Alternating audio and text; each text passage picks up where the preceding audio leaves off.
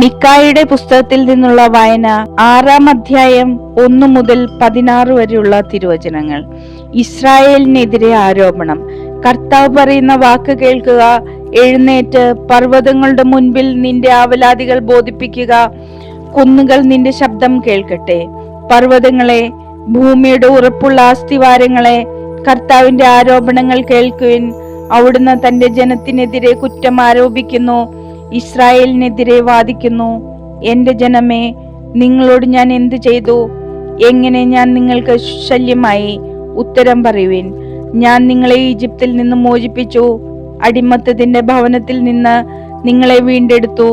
നിങ്ങളെ നയിക്കാൻ മോശയെയും അഹറോനെയും മിരിയാമിനെയും അയച്ചു. എന്റെ ജനമേ, മോവാബ് രാജാവായ ബാലാഖ് നിങ്ങൾക്കെതിരെ ആലോചിച്ച ഉപായങ്ങളും അവന് ബെയോറിന്റെ മകൻ ബാലാം നൽകിയ മറുപടിയും ഓർക്കുക. ഷിത്തിം മുതൽ ഗിൽഗാൽ വരെ സംഭവിച്ചത് സ്മരിക്കുക. അങ്ങനെ കർത്താവിന്റെ രക്ഷാകരമായ പ്രവൃത്തികൾ ഗ്രഹിക്കുക. കർത്താവിന്റെ മുമ്പിൽ ഞാൻ എന്ത് കാഴ്ചയാണ് കൊണ്ടുവരേണ്ടത്? അത്യുന്നതനായ ദൈവത്തിന്റെ മുൻപിൽ ഞാൻ എങ്ങനെയാണ് കുമ്പിടേണ്ടത്? ദഹനബലിക്ക് 1 വയസ്സുള്ള കാളക്കിടാവുമായിട്ടാണോ ഞാൻ വരേണ്ടത്? 1000കണക്കിന് മുട്ടാടുകളും 10,000കണക്കിന് എണ്ണ പുഴകളിലും അവിടുന്ന് സംപ്രീതനാകുമോ?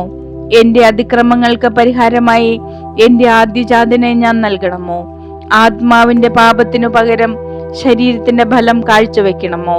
മനുഷ്യ, നല്ലതെന്തെന്ന് അവിടുന്ന് നിനക്ക് കാണിച്ചു തന്നിട്ടുണ്ട്. നീതി പ്രവർത്തിക്കുക, കരുണ കാണിക്കുക, നിന്റെ ദൈവത്തിന്റെ സന്നിധിയിൽ വിനീതനായി ചരിക്കുക. ഇതല്ലാതെ മറ്റെന്താണ് കർത്താവ് നിന്നിൽ നിന്ന് ആവശ്യപ്പെടുന്നത്? കർത്താവിന്റെ ശബ്ദം നഗരത്തിൽ മുഴങ്ങുന്നു. അവിടുത്തെ നാമത്തെ ഭയപ്പെടുകയാണ് യഥാർത്ഥ ജ്ഞാനം. ഗോത്രങ്ങളെ, നഗരസഭയെ കേൾക്കുവിൻ. ദുഷ്ടരുടെ ഭവനത്തിലെ തിന്മയുടെ നിക്ഷേപങ്ങളും ശക്തമായ കള്ളളവുകളും എനിക്ക് മറക്കാനാകുമോ? കള്ളത്തുലാസും കള്ളക്കട്ടികളും കൈവശം വെക്കുന്നവനെ ഞാൻ വെറുതെ വിടുമോ? നിന്റെ ധനികർ അത്രയും അക്രമാസക്തരാണ്. നിന്റെ നിവാസികൾ വ്യാജം പറയുന്നു, അവരുടെ നാവുകൾ വഞ്ചന നിറഞ്ഞതാണ്.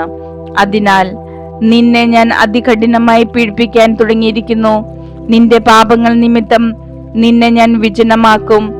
നീ ഭക്ഷിക്കും, എന്നാൽ തൃപ്തി വരികയില്ല. ഉദരത്തിൽ നിന്ന് വിശപ്പ് വിട്ടകലുകയില്ല. നീ നീക്കിവെക്കും, എന്നാൽ ഒന്നും സമ്പാദിക്കുകയില്ല. സമ്പാദിച്ചാൽ തന്നെ അത് ഞാൻ വാളിനിരയാക്കും. നീ വിതയ്ക്കും, എന്നാൽ കൊയ്യുകയില്ല. നീ ഒലിവ ആട്ടും, എന്നാൽ എണ്ണ കൊണ്ട് അഭിഷേകം ചെയ്യുകയില്ല. നീ മുന്തിരി പിഴിയും, എന്നാൽ വീഞ്ഞു കുടിക്കുകയില്ല.